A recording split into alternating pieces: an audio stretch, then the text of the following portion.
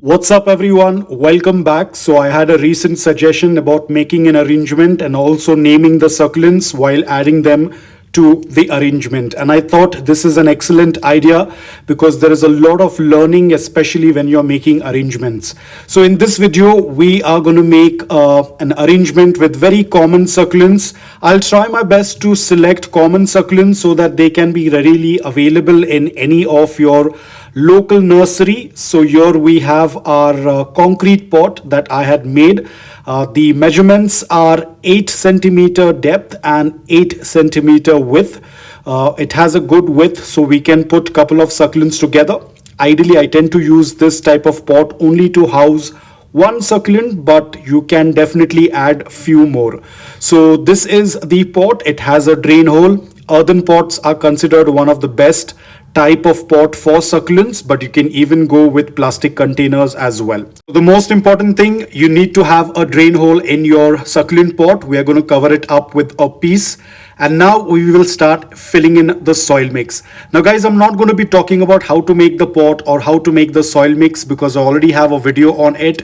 If I'm going to continue talking about it in this video, it's going to become a very long video and it is going to be very repetitive. So here I have my first succulent, which is an Echeveria dusty rose.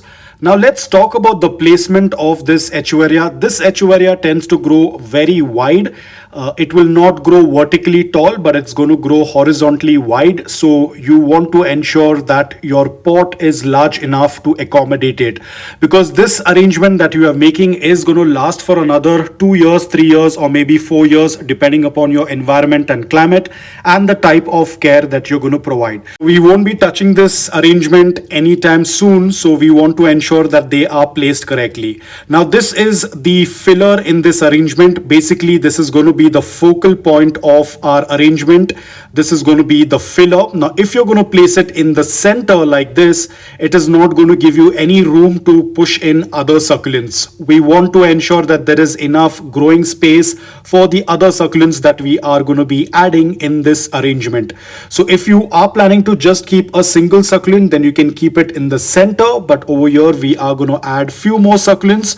So we are going to shift our dusty rose to the extreme edge of the pot, because remember, as I said, it is a horizontal growing succulent. It will grow wide. So this is going to give enough opportunity for our Echeveria to grow more open and more wide. Now the next succulent that I'm adding in this is our Sedum Adolphi, because our dusty rose is already purple in color. So to cut down the color, we are going to use a succulent that is more yellow and orange. This is going to give more brightness to our arrangement. And of course, Sedum Adolphi is a vertical growing succulent. It will also work out really well as a thriller. Now Sedum Adolphi is a trailing succulent, but it's going to take a very long time, let's say around 2 or 3 years for them to trail. Until then, she is going to be treated like a thriller in this arrangement. Even if they start to trail, we can always take cuttings and make another arrangement. Last one to be added in our arrangement is going to be the Graptopetalum mendozae.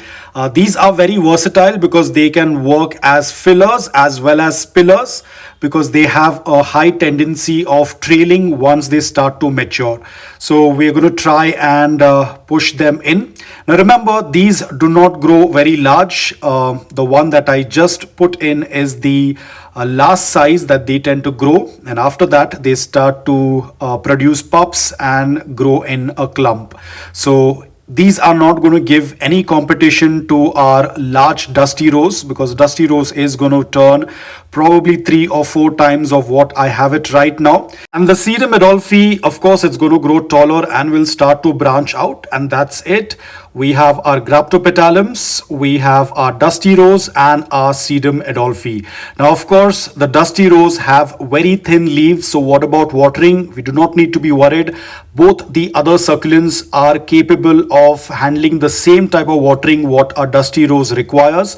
Even though the Graptopetalum are very chubby, but the leaves are very tiny, so they would have or they would be happy with the same type of watering that I'm going to offer to our dusty rose or to the sedum adolphi.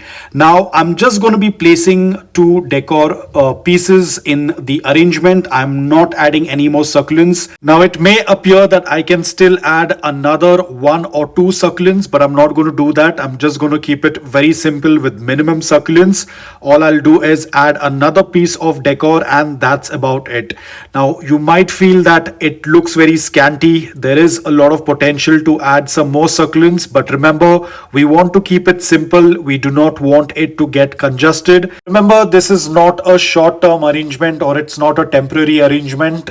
This is an arrangement that I'm looking forward, which is going to grow and get compact over the period of time, probably 3 months, 4 months, or 6 months down the line. This arrangement is going to look fuller. There is hardly going to be any space in this arrangement, and maybe in future I might end up taking out cuttings from this arrangement to thin it down.